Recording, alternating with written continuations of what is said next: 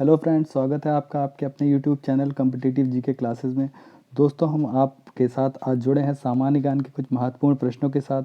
कोशिश करेंगे कि हर प्रश्न के उत्तर की व्याख्या अच्छे से करके उत्तर को आपके लिए सरल बना सकें। वीडियो अच्छा लगता है तो इसे शेयर ज़रूर करिएगा। चलिए बढ़ते हैं आज के क्वेश्चन आंसर्स के राउंड की तरफ। तो जिन टॉपिक्स पर आज हम प्रश्नों के उत्तर और उनकी व्याख्या करने वाले हैं वह इस प्रकार हैं: प्राचीन इतिहास, मध्यकालीन इतिहास और आधुनिक इतिहास। चलिए बढ़ते हैं अपने पहले क्वेश्चन की तरफ। तो जो हमारा पहला क्वेश्चन है वह इस प्रकार है कि सिंधु सभ्यता संबंधित है।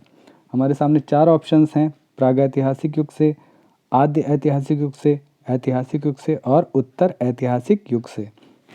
इसका सही जवाब देख लेते हैं। इसका सही जवाब है आद्य ऐतिहासिक युग से। देखिए, इतिहास का विभाजन तीन काल में किया गया है। एक तो प्रागैतिहासिक काल था, दूसरा आद्य इतिहास और तीसरा ऐतिहासिक काल।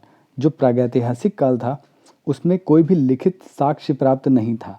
आद्य ऐतिहासिक काल वह काल है जिसमें लिपि के साक्ष्य तो प्राप्त थे लेकिन वे अपठ्य थे, मतलब उनको अभी तक एक्सप्लेन नहीं किया जा सका है। और जो ऐतिहासिक काल था वहाँ से हमको लिखित साक्ष्य मिलने लगे थे। ठीक है, तो जो सिंधु सभ्यता है इसमें ये आद्य ऐतिहासिक युग से जुड़ी है, क्योंकि इसमें जो हमें साक्ष्य प्राप्त हुए वो उनको अभी तक एक्सप्लेन नहीं किया जा सकता है। ठीक है, बढ़ते हैं अपने अगले क्वेश्चन की तरफ। जो हमारा अगला क्वेश्चन है वह इस प्रकार है कि हड़प्पा संस्कृति की जानकारी का प्रमुख स्रोत क्या था। ऑप्शंस हैं हमारे सामने: शिलालेख, पक्की मिट्टी की मोहरों पर अंकित लेख, पुरातात्विक खुदाई और उपरोक्त सभी। तो जो इसका सही जवाब है वह है पुरातात्विक खुदाई। देखिए, हड़प्पा संस्कृति की जानकारी के लिए हमें पुरातात्विक साक्ष्यों का ही सहारा लेना पड़ा। हड़प्पा के टीले का सबसे पहले 1826 में चार्ल्स मैसन ने उल्लेख किया था। किसने किया था? चार्ल्स मैसन ने। और दो प्रसिद्ध जो पुरातत्व शास्त्री थे, दयाराम साहनी तथा राखलदास बनर्जी, इन्होंने हड़प्पा जो पंजाब के मोंटगोमरी ज़िले में स्थित है तथा मोहनजोदड़ो जो सिंध के लरकाना ज़िले में स्थित है, जो अब पाकिस्तान में है, यहाँ पर पुरातत्व की वस्तुएं प्राप्त करके सिद्ध कर दिया था कि सिंधु घाटी जो सभ्यता है वो भारत की प्राचीनतम सभ्यता है। इससे पहले जो वैदिक सभ्यता थी उसे प्राचीनतम माना जाता था। ठीक है, तो जो हड़प्पा संस्कृति की जानकारी का प्रमुख स्रोत है वो क्या है? पुरातात्विक खुदाई। बढ़ते हैं अपने अगले क्वेश्चन की तरफ। निम्नलिखित में से किसका सुमेल नहीं है? यहाँ पर कुछ ऑप्शंस हमको दिए हैं जिनको हमें सुमेलित करना है, जैसे कि आलमगीरपुर उत्तर प्रदेश, लोथल गुजरात, कालीबंगा हरियाणा, रोपड़ पंजाब। तो इसका जो सही जवाब है वह है कालीबंगा हरियाणा। देखिए, कालीबंगा जो जगह है ये हरियाणा में नहीं बल्कि राजस्थान के गंगानगर जिले में घग्गर नदी के बाएं किनारे पर स्थित है। 1961 ईस्वी में बीबी लाल तथा चोपड़ा के निर्देशन में इसकी खुदाई कराई गई थी और इसे सैंधव सभ्यता की तीसरी राजधानी कहा जाता है। एक क्वेश्चन आपका यहाँ से ये निकल के आता है कि सैंधव सभ्यता की तीसरी राजधानी कौन थी? कालीबंगा। यहाँ से इस पूर्वकालीन स्तर से जुड़े खेती के साक्ष्य भी मिलते हैं और यहाँ जालीदार जुताई का नमूना प्राप्त होता है। देखिए, यह भी एक महत्वपूर्ण प्रश्न बन सकता है कि जालीदार जुताई का नमूना कहाँ प्राप्त हुआ था? तो वह कालीबंगा में प्राप्त होता है। और कालीबंगा स्थित कहाँ है? ये राजस्थान के गंगानगर जिले में घग्गर नदी के बाएं किनारे पर स्थित है। तो इसका जो सही जवाब है, जो सुमेल नहीं है, वह क्या है? कालीबंगा हरियाणा। बढ़ते हैं अपने अगले क्वेश्चन की तरफ। तो जो हमारा अगला क्वेश्चन है वह है बोगास कोई महत्वपूर्ण है क्योंकि। चार ऑप्शन है हमारे सामने। यह एशिया एवं तिब्बत के मध्य का एक महत्वपूर्ण व्यापारिक केंद्र था। यहाँ से प्राप्त अभिलेखों में वैदिक देवता एवं देवियों का नाम उल्लेख प्राप्त होता है। वेद के मूल ग्रंथों की रचना यहाँ हुई थी और उपरोक्त में से कोई नहीं। तो जो इसका सही जवाब होगा वह है यहाँ से प्राप्त अभिलेखों में वैदिक देवता एवं देवियों के नाम का उल्लेख प्राप्त होता है। देखिए, सबसे प्राचीन अभिलेखों में मध्य एशिया के बोगस कोई का अभिलेख प्राप्त है। इसमें वैदिक देवता मित्र, वरुण और इंद्र नासत्य के नाम मिलते हैं। ठीक है, तो ये जो देवताओं के नाम हमें मिले हैं ये कहाँ से मिले हैं? बोगस कोई अभिलेखों से मिले हैं। तो सही जवाब क्या होगा? यहाँ से प्राप्त अभिलेखों में वैदिक देवता एवं देवियों के नामों का उल्लेख प्राप्त होता है। अगला क्वेश्चन जो है हमारा वह इस प्रकार है: निम्नलिखित में से किस बौद्ध ग्रंथ में से संघ जीवन के नियम प्राप्त होते हैं? संघ जीवन के नियमों की बात की गई है तो चार हमारे सामने ऑप्शन है: दीघ निकाय, विनय पिटक, अभिधम पिटक और विभाषा शास्त्र। सही जवाब इसका क्या होगा? सही जवाब होगा इसका विनय पिटक। देखिए, बौद्ध धर्म जो है इसमें तीन पिटारियाँ या तीन पिटकों में प्राप्त होने के कारण इसको त्रिपिटक कहा जाता है।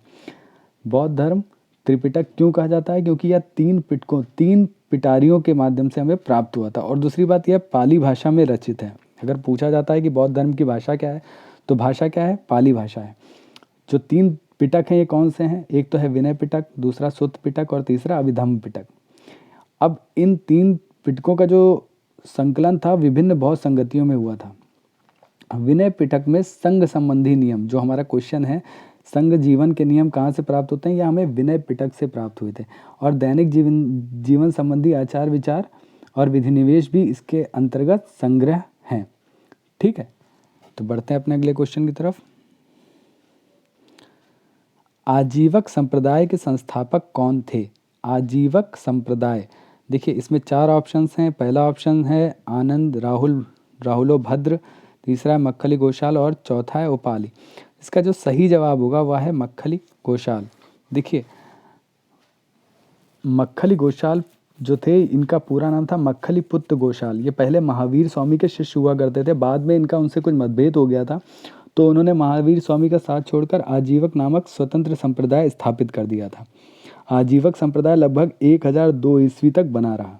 ठीक है, तो आजीवक संप्रदाय, अगर आपसे पूछा जाता है कि इसको बनाने वाले कौन थे या इसको अगर कहा जाता है संस्थापक कौन थे, तो वो थे मक्खली पुत्र घोषाल, और यह महावीर स्वामी के शिष्य थे। अगले क्वेश्चन की तरफ बढ़ते हैं। बौद्ध धर्म तथा जैन धर्म दोनों ही धर्म विश्वास करते हैं। 4 ऑप्शन है हमारे सामने। कर्म तथा पुनर्जन्म के सिद्धांत सही हैं, मृत्यु के पश्चात ही मोक्ष संभव है, स्त्री तथा पुरुष दोनों ही मोक्ष प्राप्त कर सकते हैं, जीवन में मध्यम मार्ग सर्वश्रेष्ठ है। तो इसका जो सही जवाब होगा वह है कर्म तथा पुनर्जन्म के सिद्धांत सही हैं। देखिए जैन धर्म तथा बौद्ध धर्म दोनों ही कर्म तथा पुनर्जन्म में विश्वास करते थे। ये दोनों ही धर्म जो थे वो पुनर्जन्म में विश्वास करते थे, और इनके अनुसार जो होता था, हर मरने वाले व्यक्ति को एक बार पुनर्जन्म होता ही होता है। इसके अलावा बौद्ध धर्म मध्यम मार्ग का उपदेश देता था, तो जैन धर्म मोक्ष के लिए घोर तपस्या और शरीर त्याग का आदेश देता था। बौद्ध धर्म आत्मा के अस्तित्व में विश्वास नहीं करता था, वह महावीर आत्मा में विश्वास करते थे। ठीक है, तो बौद्ध धर्म आत्मा के अस्तित्व में विश्वास नहीं करता था, लेकिन जो महावीर थे वो आत्मा में विश्वास करते थे। बढ़ते हैं अपने अगले क्वेश्चन की तरफ। तो हमारा अगला प्रश्न है, अभिलेख जिससे यह प्रमाणित होता है कि चंद्रगुप्त का प्रभाव पश्चिमी भारत पर था, वो कौन सा अभिलेख है? ऑप्शंस हमारे सामने क्या हैं? कलिंग अभिलेख, अशोक का गिरनार अभिलेख, रुद्रदामन का जूनागढ़ शिलालेख, अशोक का सोपरा शिलालेख। तो इसका जो सही जवाब है वह है रुद्रदामन का जूनागढ़ शिलालेख। देखिए चंद्रगुप्त मौर्य का पश्चिम में अधिकार था, इसका प्रमाण उसके किसी अभिलेख में नहीं है, बल्कि रुद्रदामन का जूनागढ़ शिलालेख से हमें पता चलता है। जूनागढ़ शिलालेख से ज्ञात होता है कि चंद्रगुप्त मौर्य ने अपने पश्चिमी प्रांत के गवर्नर पुष्पगुप्त वैश्य को सौराष्ट्र प्रांत की एक झील का निर्माण करने की आज्ञा दी थी। इसका मतलब क्या है कि जो रुद्रदमन का जूनागढ़ शिलालेख था, उसी से हमें पता चलता है कि चंद्रगुप्त का पश्चिमी भारत पर प्रभाव था। अगला क्वेश्चन जो हमारे सामने है वह है राजुक कौन थे? अब राजुक कौन थे ये आपको ऑप्शंस के माध्यम से बताना पड़ेगा। पहला ऑप्शन है चोल राज्य के व्यापारी थे, मौर्य शासन में अधिकारी थे, गुप्त साम्राज्य में सामंत वर्ग थे, और या शक सेना में सैनिक थे। तो इसका जो सही जवाब होगा वह है मौर्य शासन में अधिकारी थे। देखिए मौर्य सम्राट अशोक के शासनकाल में राजुक नाम के अधिकारियों का उल्लेख मिलता है। अशोक के स्तंभ के लेख 3 और 7 से ज्ञात होता है कि उसने व्युष्ट, रज्जुक, प्रदेश तथा युक्त नाम पदाधिकारियों को जनता के बीच जाकर धर्म का प्रचार और उपदेश देने का आदेश दिया था। तो जो आप राजुक देख रहे हैं यहाँ पर, व्युष्ट, रज्जुक, प्रदेशक और युक्त नामक पदाधिकारियों की मैंने बात करी, वो जो रज्जुक जुड़ा हुआ है वो उसे ही राजुक कहा जाता है। तो ये कौन थे? ये मौर्य शासन में अधिकारी थे। अगला जो प्रश्न है हमारे सामने वह इस प्रकार है कि मिलिंद पन्हो क्या है? संस्कृत का नाटक है, जैन वृत्तांत है, पाली ग्रंथ है, या फारसी महाकाव्य है? सही जवाब जो इसका होगा वह है पाली ग्रंथ है। देखिए मिलिंद पन्हो एक पाली ग्रंथ है। इस ग्रंथ में यूनानी शासक मिनांडर एवं प्रसिद्ध बौद्ध भिक्षु नागसेन के बीच वार्तालाप वर्णित है। ठीक है, तो मिलिंद पन्हो क्या है? पाली ग्रंथ है। अगला जो हमारा प्रश्न है वह है गंधार शैली एक संश्लेषण जो गंधार कला शैली है वह एक संश्लेषण है किस कला का? तो ऑप्शन है हमारे सामने भारतीय तथा फारसी कला का, भारतीय तथा चीनी कला का, भारतीय तथा तुर्की अफ़गानी कला का, भारतीय तथा यूनानी कला का। तो ये 4 ऑप्शन है हमारे सामने और क्वेश्चन क्या है हमारा? गंधार शैली एक संश्लेषण है। तो जो सही जवाब होगा हमारा वो देख लेते हैं। इसका जो सही जवाब है वो है भारतीय तथा यूनानी कला का। देखिए, यूनानी कला से प्रभाव भारत के पश्चिमोत्तर प्रदेशों में मिलता है, जिसे गंधार शैली कहा जाता है। गंधार शैली भारतीय विषयों को यूनानी ढंग से व्यक्त किया गया है और इस पर रोमन कला का भी प्रभाव दिखता है। ठीक है, तो भारतीय तथा यूनानी कला जो है इसका सही जवाब होगा। गंधार कला शैली का संश्लेषण कहाँ पर है? भारतीय तथा यूनानी कला का। अब अगले प्रश्न की ओर बढ़ते हैं। संख्या 11 भाग और बलि थे। ठीक है, ये क्या है? भाग और बलि कौन थे? सैनिक विभाग, राजस्व के स्रोत, धार्मिक अनुष्ठान, प्रशासकीय विभाग। तो ये का जो सही जवाब होता है वो देख लेते हैं। इसका सही जवाब है राजस्व के स्रोत। देखिए, भाग व भोग के अतिरिक्त गुप्त अभिलेखों में उद्दंग और उपकरिक नामक करों का उल्लेख मिलता है। कर मतलब टैक्सेस। ठीक है, तो ये टैक्स कहाँ पर होता है? वो राजस्व के स्रोत, राजस्व का स्रोत जहाँ पर जुड़ा हुआ है वहाँ से टैक्सेस के बारे में बात होती है। जो कर होते हैं उनको इंग्लिश में टैक्स कहते हैं। टैक्स हमें कहाँ से मिलते हैं? उपरिकर अभिलेख जो थे उनमें मिला उद्रंग और उपरिकर। उपरिकर में कर का उल्लेख किया गया। कर मतलब टैक्सेस। तो इसका सही जवाब क्या होगा? राजस्व के स्रोत। बढ़ते हैं अपने अगले क्वेश्चन की तरफ। सोनगिरी का ऐतिहासिक दिगंबर जैन तीर्थ स्थल कहाँ स्थित है? उत्तर प्रदेश में, राजस्थान में, मध्य प्रदेश में और उड़ीसा में।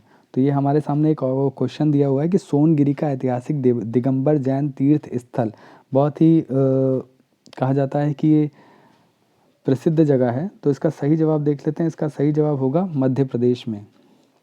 देखिए, सोनगिरी एक ऐतिहासिक दिगंबर जैन तीर्थ स्थल दतिया जिले में स्थित है। दतिया कहाँ है? मध्य प्रदेश में है। तो इसका सही जवाब क्या हो गया? मध्य प्रदेश में। देखिए, जैन धर्म के दिगंबर संप्रदाय के अनुयायियों का एक तीर्थ स्थल जो है वो दतिया जिले में स्थित है और इसे दिगंबर संप्रदाय के 100 मंदिरों का निर्माण भी यहीं कराया गया था। ठीक है, तथा जैन संप्रदाय के लिए तीर्थ स्थल के रूप में जाना जाता है। बढ़ते हैं अपने अगले क्वेश्चन की तरफ। निम्नलिखित जोड़ों में से किसका सुमेल है? एलोरा की गुफाएं शक, मीनाक्षी मंदिर पल्लव, खजुराहो मंदिर चंदेल, महाबलिपुरम के मंदिर राष्ट्रकूट। तो इसका जो सही जवाब होगा वह है खजुराहो मंदिर चंदेल। देखिए, महाराष्ट्र के औरंगाबाद जिले में स्थित गुहा मंदिरों के लिए प्रसिद्ध है। चेन्नई से लगभग 40 मील दूर स्थित महाबलीपुरम पल्लव राजाओं के काल में एक प्रसिद्ध बंदरगाह था, कला का केंद्र था।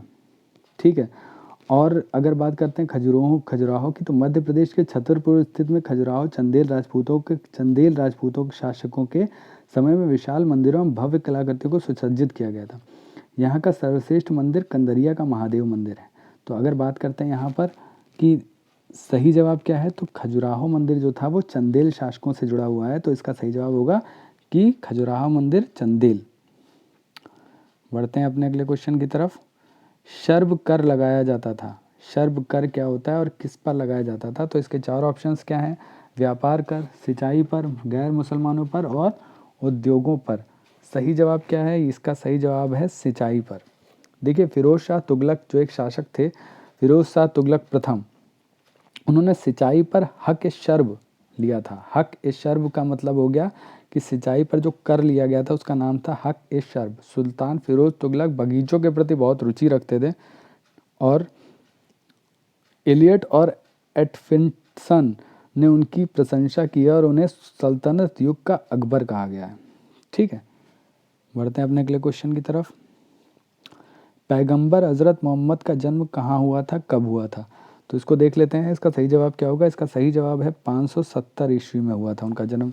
देखिए, इस्लाम धर्म के प्रवर्तक पैगंबर मोहम्मद साहब का जन्म मक्का में हुआ था और 570 ईस्वी में हुआ था। उनके पिता अब्दुल्ला थे जो अब्दुल मुतालिब के पुत्र थे। मोहम्मद साहब के जन्म से पहले उनके पिता का स्वर्गवार हो गया था और उनके दादा अब्दुल मुतालिब ने उनका पालन पोषण किया था। ईश्वर का प्रथम संदेश भी उनको ही मिला था कि अल्लाह के अतिरिक्त कोई दूसरा नहीं है, मोहम्मद उसका पैगंबर है। बढ़ते हैं अपने अगले क्वेश्चन की तरफ। टोपरा तथा मेरठ से 2 अशोक स्तंभ दिल्ली कौन लाया था? इसमें 4 हमें ऑप्शन दिए गए हैं, अलाउद्दीन खिलजी, फिरोज शाह तुगलक, मोहम्मद गौरी और सिकंदर लोदी। देखिए इसका जो पहले सही जवाब देख लेते हैं। इसका सही जवाब है फिरोज शाह तुगलक। देखिए उत्तर प्रदेश के सहारनपुर जिले में टोपरा नामक एक गांव है, जहां पर एक अशोक का अभिलेख था जिसे फिरोज शाह तुगलक दिल्ली ले आया था। बढ़ते हैं अपने अगले क्वेश्चन की तरफ। तो हमारा अगला क्वेश्चन है, पंजाब में अमृतसर नगर को किसने स्थापित किया था? अमृतसर नगर की स्थापना जो पंजाब में है उसकी स्थापना किसने की थी? सही जवाब क्या होगा? गुरु नानक जी ने, गोविंद सिंह जी ने, गुरु तेग बहादुर जी ने, गुरु रामदास जी ने। सही जवाब उसका इसका है गुरु रामदास ने। गुरु रामदास अकबर से बहुत प्रभावित थे। 1577 ईस्वी में अकबर ने 500 बीघा जमीन गुरु रामदास को दान में दी थी और इसी स्थान पर प्राकृतिक तालाब भी था। कालांतर में यही जगह अमृतसर नगर नाम बसी और यहाँ पर स्वर्ण मंदिर का निर्माण कराया गया। बढ़ते हैं अगले क्वेश्चन की तरफ। निम्नलिखित में से किस युद्ध का एक पक्ष द्वारा प्रथम बार तोपों का प्रयोग किया गया था? देखिए तोपों का जो प्रथम बार उपयोग किया गया वो कहाँ पर किया गया, कहाँ पर उनका प्रयोग किया गया? ऑप्शंस क्या हैं? पानीपत का प्रथम युद्ध, खानवा का युद्ध, प्लासी का युद्ध, पानीपत का तीसरा युद्ध। सही जवाब क्या होगा इसका? पानीपत का प्रथम युद्ध। देखिए ज़हीरुद्दीन मोहम्मद बाबर ने अपने 5वें भारतीय आक्रमण में पानीपत के प्रथम युद्ध जो 21 अप्रैल 1526 ईस्वी में पहली बार उसने तोपों का प्रयोग किया था। यह बाबर और अफगानी शासक इब्राहिम लोदी के बीच में यह युद्ध हुआ था। ठीक है, तो इसका जो सही जवाब होगा वह क्या होगा? पानीपत के प्रथम युद्ध में पहली बार तोपों का प्रयोग किया गया था। अगला जो हमारा क्वेश्चन है कि 1857 के विद्रोह से निम्न में से कौन संबंधित नहीं था? देखिए इम्पॉर्टेंट क्वेश्चन है, कह सकते हैं इसलिए इम्पॉर्टेंट है क्योंकि यहाँ पर जो 4 नाम हमको दिए हैं वो सारे ही स्वतंत्रता संग्राम से जुड़े हुए लोग हैं। इसमें देखिए बेगम हज़रत महल, कुंवर सिंह, उधम सिंह, मौलवी अहमद उल्लाह। सही जवाब क्या होगा? उधम सिंह। क्योंकि जो उधम सिंह थे इन्होंने जलियांवाला बाग जो सन 1919 में हुआ था वह घटना अपनी आंखों के सामने देखी थी, तो ये 1857 से संबंधित नहीं है। बाकी जो लोग हैं वो 1857 से संबंधित हैं, लेकिन जो उधम सिंह थे इन्होंने जलियांवाला बाग के समय अपनी आंखों से उन्होंने वो हत्याकांड देखा था और 1940 में जनरल डायर को लंदन में जाकर के गोली से इन्होंने मार दिया था। तो सही जवाब क्या होगा? उधम सिंह। नेक्स्ट क्वेश्चन जो है हमारा, निम्नलिखित में से किसने आर्यों के आदिदेश के बारे में लिखा था? ऑप्शंस क्या हैं? शंकराचार्य, एनी बेसेंट, स्वामी विवेकानंद, बाल गंगाधर तिलक। सही जवाब क्या होगा? सही जवाब की तरफ देख लेते हैं। इसका जो सही जवाब है वह है बाल गंगाधर तिलक। देखिए आर्यों का आदिदेश उत्तरी ध्रुव में माने जाने वाले सर्वप्रथम विद्वान बाल गंगाधर तिलक हैं। तिलक ने यह विचार अपनी पुस्तक आर्कटिमक होम ऑफ द आर्यन में दिया है। तिलक ने लिखा है कि आर्यों ने ऋग्वेद की रचना सप्त सैंधव प्रदेश में किया था। तो सही जवाब क्या होगा? बाल गंगाधर तिलक।